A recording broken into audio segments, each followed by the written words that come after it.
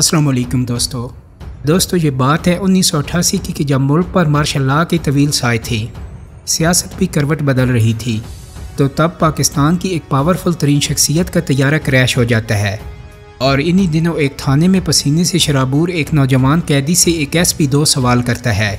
ایک یہ کہ بتاؤ تم پر کسی نے تشدد تو نہیں کیا، اور دوسرا تمہارا سابق صدر پاکستان کے طیارے کے حادثے کے پیچھے کیا کردار ہے۔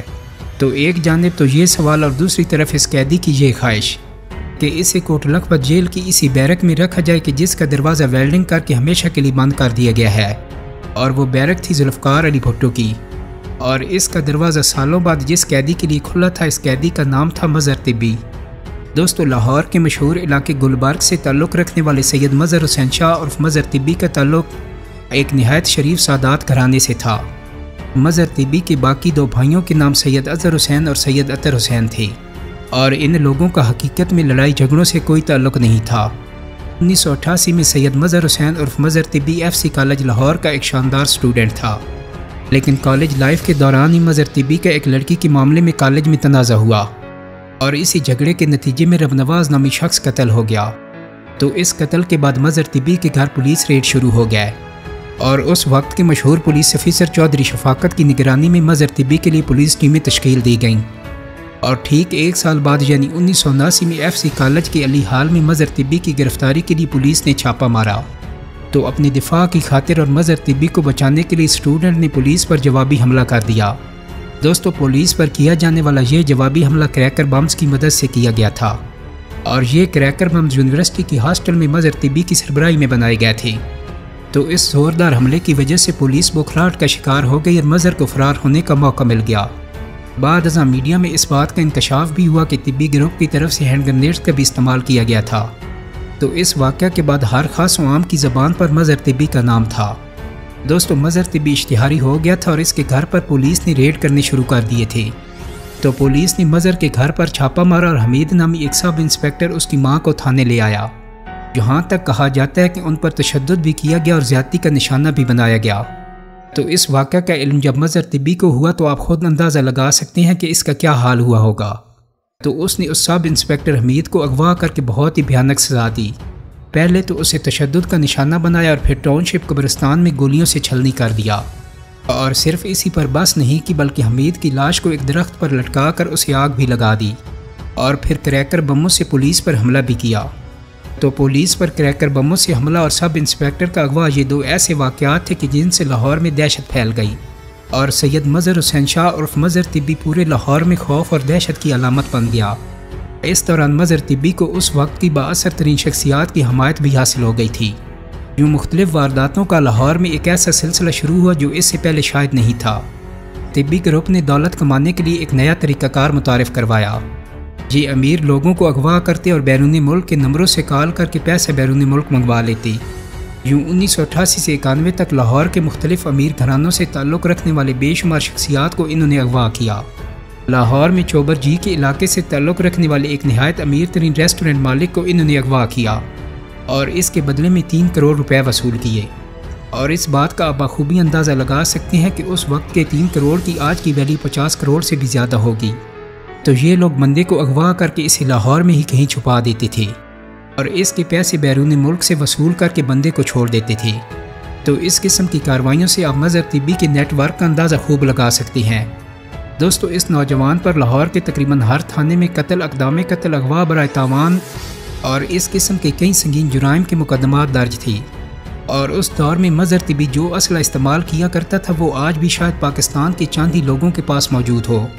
اس شخص نے اس وقت بھی کئی حملوں میں لیزر گن کا استعمال کیا تھا۔ دوستو لیزر گن میں کسی قسم کی گولیاں نہیں ڈلتی، لیکن اس کی لائٹ اتنی شدید قسم کی ہوتی ہے کہ اگر کسی بھی انسان پر ماری جائے تو یہ انسان کو کاٹ کر رکھ دیتی ہے۔ اس وقت ایک سب انسپیکٹر شکیل حسن ہوا کرتے تھے جو مظہر طبی کے پیچھے ہاتھ دھو کر پڑ گئے تھے۔ تو لاہور کے ایک چوک میں پولیس اور مظہر طبی گروپ کا جب آمنا سامنا ہوا تو اس پولیس مقابلہ کے دوران مظہر طبی نے اپنی گاڑی کے اندر سے لیزر گن کے ساتھ حملہ کیا، اور اس پولیس مقابلے میں مظہر طبی گروپ فرار ہونے میں کامیاب ہو گیا، جبکہ پولیس اسی شش و پنج میں رہی کہ آخر مظہر طبی نے کس چیز سے حملہ کیا تھا، کہ نہ تو گولیوں کے کور اور نہ ہی سکے مل رہے تھے۔ تو یوں پولیس کو اندازہ ہوا کہ مظہر طبی کے پاس جدید ترین قسم کا اسلحہ موجود ہے۔ اور اس بات نے پولیس کو کافی پریشان کیے رکھا۔ دوستو مظہر طبی جان پہچان اور تعلقات میں اپنے پنجے اتنے گاڑ چکا تھا کہ وہ اس وقت کے وزیر صحت کی گاڑیوں میں گھوما پھرا کرتا تھا۔ تو دوستو پولیس بھی مظہر طبی کے تعاقب میں رہی۔ ایک دفعہ پولیس کو اطلاع ملی کہ اس کا گارڈن ٹاؤن کی ایک کوٹھی میں آنا جانا ہے جہاں اس کا گینگ تاوان کے لیے بندے اغوا کر کے رکھتا ہے۔ تو قلعہ گجر سنگھ کی ایک بھاری نفری نے فجر کے وقت وہاں پر ریڈ کیا اور S H O Chaudhry Feroz نے لاؤڈ سپیکر پر اعلان کرتے ہوئے کہا کہ پولیس نے گھر کو چاروں طرف سے گھیرے میں لے لیا ہے، مظہر طبی خود کو پولیس کے حوالے کر دو۔ بتایا جاتا ہے کہ مظہر نے گھر کی ایک کھڑکی کھولی اور کہا فائرنگ مت کرنا، ہم نیچے آتے ہیں۔ تو ایک اغوا کیے گئے شخص سے انہوں نے گھر کا دروازہ کھلوایا اور جدید اسلحے سے گولیوں کی ایسی بوچھاڑ کی کہ پولیس کے لیے جان بچانا مشکل ہو گیا۔ لیکن اس کے بعد اگر اغوا کی کوئی بھی واردات ہوتی تو ایف آئی آر میں مظہر کا نام درج کیا جاتا، اور پھر پولیس کو ایک اور لیڈ ملی کہ مظہر طبی فیصل آباد میں ایک انتہائی طاقتور ایم این اے چودھری الیاس جٹ کے پاس ہیں اور وہ اسے اپنی سیاسی مقاصد کے لیے استعمال کر رہا ہے۔ یہ اطلاع ملتی ہے کہ مظہر اب فیصل آباد سے اسلام آباد روانہ ہونے والا ہے، تو ایس ایچ او فیروز وہاں پر پہنچا اور اسے گرفتار کر کے لاہور لے آیا۔ دوستو کہتے ہیں کہ اس رات کمزور اعصاب والے پولیس اہلکار مظہر طبی کے ڈر سے چھٹی پر چلے گئے اور کچھ نے تو گشتی ٹیم میں اپنے نام تک لکھوا لیے تھے۔ تھانہ قلعہ گجر سنگھ کے پولیس اہلکار خود کو غیر محفوظ سمجھ رہے تھے کہ کہیں مظہر طبی کا گروپ اس تھانے کو راکٹ لانچر سے اڑا نہ دے۔ تھانے میں نفری نہ ہونے کے برابر رہ گئی تھی، اس لیے ساتھ والے تھانوں سے ایکسٹرا نفری منگوانا پڑی اور کئی اہلکاروں کو چھتوں اور دیواروں پر تعینات کر دیا گیا۔ دوستو مظہر طبی کو قلعہ گجر سنگھ کے تھانے کی بیسمنٹ میں رکھا گیا۔ ایس ایچ او فیروز تھانے میں آیا اور کہا کہ مظہر تیری قسمت اچھی ہے، ہمیں تمہیں مارنے کا ٹاسک ملتا تو سب سے پہلے میں تمہیں اڑاتا، لیکن افسوس کہ افسران کی جانب سے تمہیں زندہ رکھنے کا حکم دیا گیا ہے۔ تو یہ بات سنتے ہی مظہر طبی نے جواباً چودھری فیروز انسپیکٹر کو کہا کہ میں نے بھی تمہیں مارنے کے لیے 2 دفعہ منصوبہ بنایا تھا۔ ایک دفعہ میں تمہارے راستے میں کھڑا تھا اور تم موٹر سائیکل پر کہیں جا رہی تھی، لیکن تمہارے پیچھے ایک عورت بیٹھی ہوئی تھی جس کی وجہ سے میں نے تم پر حملہ نہیں کیا، اور دوسری دفعہ ایک رات کو میں تمہارے گھر راکٹ لانچروں سمیت آیا تھا، لیکن میں نے دیکھا کہ تمہارے گھر کے اوپر یا علی لکھا ہے۔ میں سید ہوں اور میں یہ بالکل بھی گوارا نہیں کر سکتا کہ جہاں علی کا نام لکھا ہو وہاں پر میں راکٹ لانچر چلا دوں۔ تو ان 2 وجوہات کی بنا پر تم بھی دونوں دفعہ میرے ہاتھوں سے بچ نکلے۔ دوران تفتیش مظہر طبی سے جنرل ضیاء الحق کے طیارے کو نشانہ بنانے کے بارے میں بھی پوچھا گیا، لیکن اس پر اس نے صاف انکار کر دیا۔ کچھ عرصے بعد مظہر طبی کو جوڈیشنل ریمانڈ پر کوٹ لکھپت جیل بھیجا گیا، تو اس رات شاہین فورس سمیت تقریباً 20 گاڑیاں اس کے ساتھ روانہ ہوئیں۔ تو تب پیپلز پارٹی کے وزیر صحت کے بیٹے اور کئی ایم این اے سمیت درجنوں افراد جیل کا محاصرہ کر چکے تھے۔ انہوں نے ڈپٹی سپرنٹینڈنٹ چودھری جاوید لطیف سے کہا طبی تمہاری جیل میں ہماری امانت ہے اور ہم جلد ہی اسے لے جائیں گے۔ اس کے بعد مظہر طبی کو کوٹ لکھپت جیل کا وزٹ کروایا گیا کہ بیرک پسند کر لی، مگر طبی 3 چکیوں پر مشتمل ایک ایسے بلاک کے سامنے پہنچا کہ جس کے بار لکھا تھا یادگار ذوالفقار علی بھٹو۔ جب طبی نے اس سیل میں رہنے کے لیے اصرار کیا تو اس سیل کے تالے توڑ دیے گئے اور اس کو وہیں رہنے کی اجازت مل گئی۔